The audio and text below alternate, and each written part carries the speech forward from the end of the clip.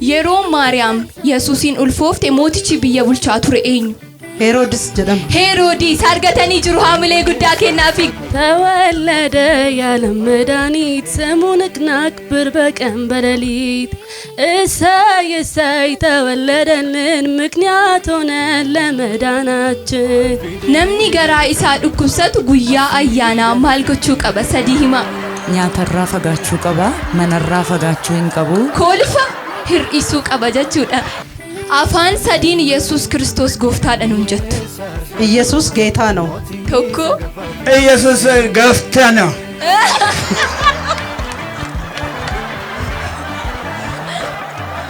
afaan maaliitiin nama gaash bire? Afaan maaliitiin? Tigriffaa.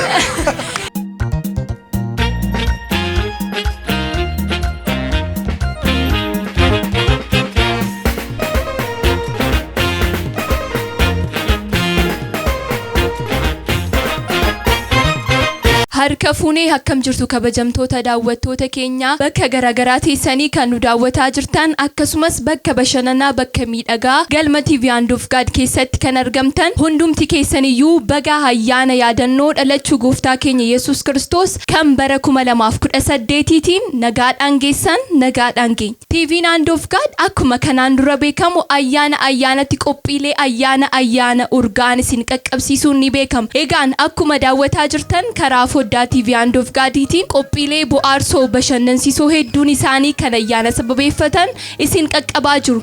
Amma immoo guddaa kan isin irraa barattan akkasumas kan isin itti gammaddan itti bashannantan yeroo gaaffiif deebii irra geenye jira. Gaaffiif deebii kanarraa guddaa akka isin irraa barattan akkasumas akka isin itti bashannantan abdii guddaan qaba. Kanaaf amma xumura qophii kanaatti nu faana turaa bakka jirtan maratti ayyaana gaarii isiniif haa ta'u.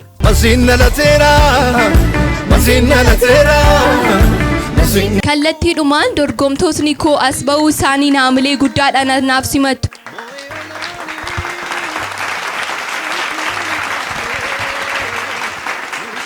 hundumti keessaniyyuu baga ayyaana yaadannoo dhalachuu gooftaa keenya Yesuus Kiristoos kan bara 2018 nagaadhaan geessan. Mee maqaa keessan himuudhaan hordoftoota TV and of God waliin wal baraa. Tolee, maqaan koo Ayyooshaad Goon jedhama. Kan waaqeffadhu waldaa argamu harka Waaqayyooti. Ergaa buga geessee dabarfachuu dandeessa. Duraan dursee nama baay'ee jaallannuuf baay'ee kabajnu abbaa mul'ataa waldaa keenya Raajii Mintesinot Bafiqaduu fi maatii isaanii baga ayyaana dhalachuu gooftaa keenya Yesuus Kiristoosiin isin ga'een jedha. Ittaansuudhaan maatii miseensota waldaa kanaa fi maatii Hand of God TV akkasumas amantoota kiristaanaa biyya keessas biyya alaas jirtan maraaf baga ayyaana yaadannoo dhaloota Yesuus Kiristoos isin ga'een jedha ayyaana gaarii. Maqaan koo Biraanuu Salamooniin jedhama. Waldaadhuma kana keessa waaqeffadha. Baga guyyaa dhalootaa yaadannoo Yesuus Kiristoosiin baga isin ga'een jedha. Biyya keessas biyya alaas kan jirtan baga ittiin geessan isiniin jedha. Galatooma. Maqaan koo Tsiyoon Addisuun jedhama. Hordoftoota And of God hundumaafiyyuu baga ayyaana yaadannoo gooftaa keenya Yesuus Kiristoos dhalachuu isaatiin isin ga'een jedha. maqaan koo Sintaayyoo Biraanuu jedhama. Hordoftoota amantaa kiristaanaa hundumaaf baga dhalachuu gooftaa keenya Yesuusiin nagaan isin ga'e. Egaa kabajamtoota daawwattoota keenya bakka garaagaraa teessanii kan nu daawwataa jirtan akkasumas bakka miidhagaa galma TV and of God keessatti kan argamtan hundumti keessaniyyuu irra deebiin baga ayyaana yaadannoo dhalachuu gooftaa keenya Yesuus Kiristoosiin isin ga'e jecha. Egaa dorgomtoota keenya waliin wal barreetu jirra. Isaan waliin yeroo dansa yeroo gaarii akka dabarsinu abdii guddaan qaba. Kanaaf amma xumura qophii keenyaatti nu faana turaan affeerraa keenya. Gara gaaffiif deebii keenyaatti osoo hin darbiin dura seerota gaaffiif deebii kanaan isin innis gaaffiin tokko si'uma tokko isiniif dubbifama. Gaaffii gosa lama isiniif qabadheetan jira. Gaaffii macaafa qulqulluu fi akkasumas gaaffii waliigalaati. Kanaafiyyuu gareedhaan mari'attanii deebistu jechuudha.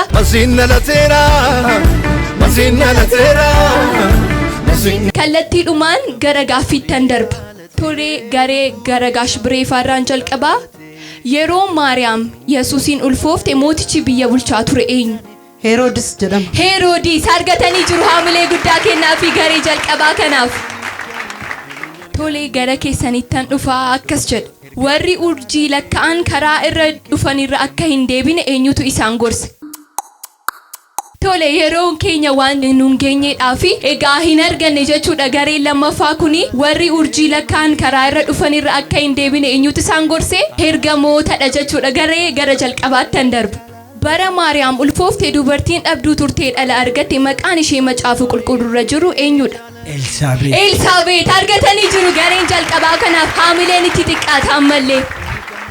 Gaaffii lama gaafataman haala namatti toluun lama keessaa lama deebisanii jiru jechuudha. Mee garee jalqabaa kanaaf ammallee haamilee guddaa kennaafi. Tolee gara garee lammaffaattan darbaa kan keessan gaaffii lammaffaan akkas jedha. Phaawulosiif Sillaas biyyi isaanitti hidhamanii Waaqayyoo hundee mana hidhichaa raase eessa? Biyya Roomaa.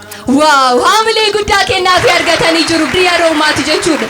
Macaafa qulqulluu keenya keessaa yoo barbaadan Luqqisii hojii ergamootaa boqonnaa 16 lakkoofsa 16 irratti argana jechuudha. Gara garee jalqabaattan darbaa kan keessan gaaffiin sadaffaan akkas jedha.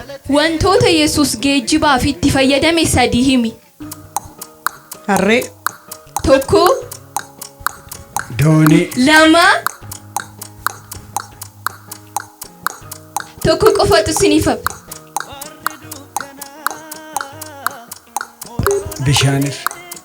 Bishaanirra maa dooniidhaan socho'aa ture.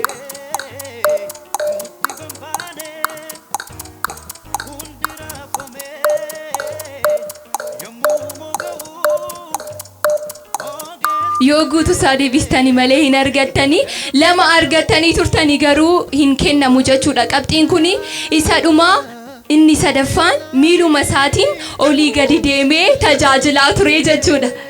Tole gaaffiin sadaffaan kan keessan akkas jedha. Lubbuun isaa gatii sirba tokkoon kan geeddarame eenyu? Yohaannis kam?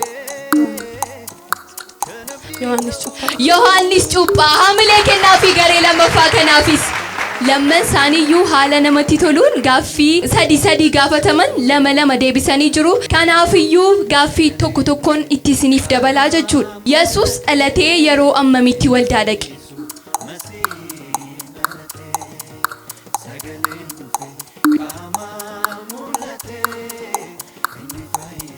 Waggaa 12tti. Miti. Guyyaa 12tti. Amma sakandii keessanitti yaaluu dandeessu.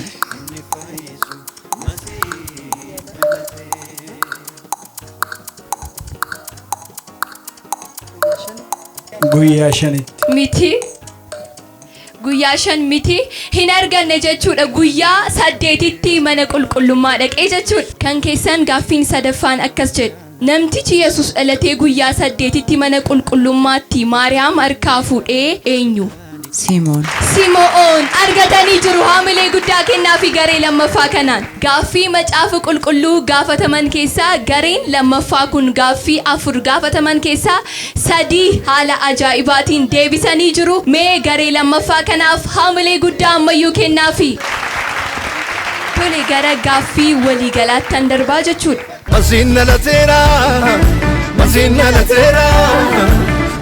Buna yoo akoofne buna qalaa maal goona? Bunaan ni qalla. Hin qalla. Argatanii jiru. Haamilee kennaafi garee jalqabaa kanaaf. Namni garaa isaa dhukkubsatu guyyaa ayyaanaa maal gochuu qaba? 3 himaa.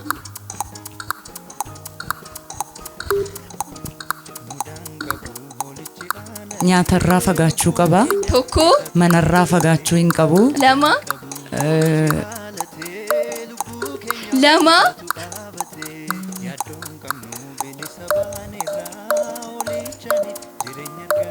Hin arganne jechuudha. Isa xumuraa kolfa hir'isuu qaba jechuudha.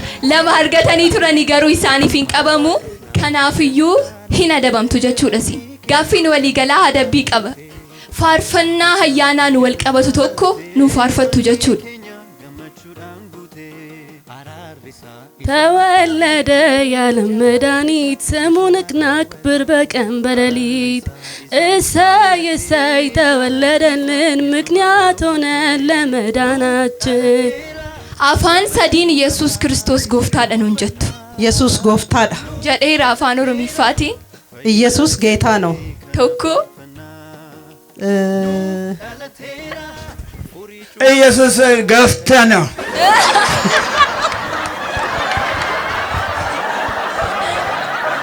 Afaan maaliitiin nama gaash biree?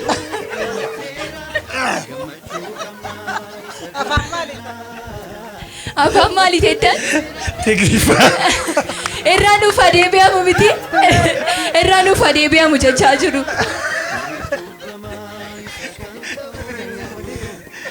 Yesus gartaaf. Haamilee guddaa isaa kennaa fi gareen gaash biree hin danda'amne. Tole isin gaaffii xumuraa akkas jedha. Wantoota guyyaa ayyaanaa afuu hin dandeenye tokko himi. Guyyaa ayyaanaa daabboon afuu hin danda'u. Tokko. Affeen afuu hin danda'u. Waaw garee kanaaf haamilee guddaa kennaa fi ammallee. Tole kan keessan ammas akkas jedhe. Seenaa jireenya kee keessaa kan baay'ee jaallattuu fi kan itti gammadu matumaa irraanfachuu kan hin dandeenye tokko nutti himtu. Carraa kana waliif laachuu dandeessu jechuudha. Seenaa jireenya kootiitti kanan gammadu inni guddaan isaa gara gooftaatti dhufee jireenya bara baraa argachuu kootiif gooftaa wajjin jiraachuu kootiif guddaan gammada. Seenaan kana caalu hin jiru. Waaw haamilee kennaa fi gaash biree fa'iif. Egaa kabajamtoota daawwattoota keenyaa dorgaa dorgeen gaaffiif deebii keenyaa kana fakkaata ture. Gaaffii jalqaba gaafataman dorgaa dorgee macaafa qulqulluu gareen lammaffaa kun 4 gaafataman keessaa 3 haala ajaa'ibaa deebisanii jiru jechuudha. Kanaafiyyuu gareen kun badhaasa qabu, badhaasa isaanii kallattiidhumaan fudhatu jechuudha. Isin immoo haamilee guddaa kennituuf isaaniif.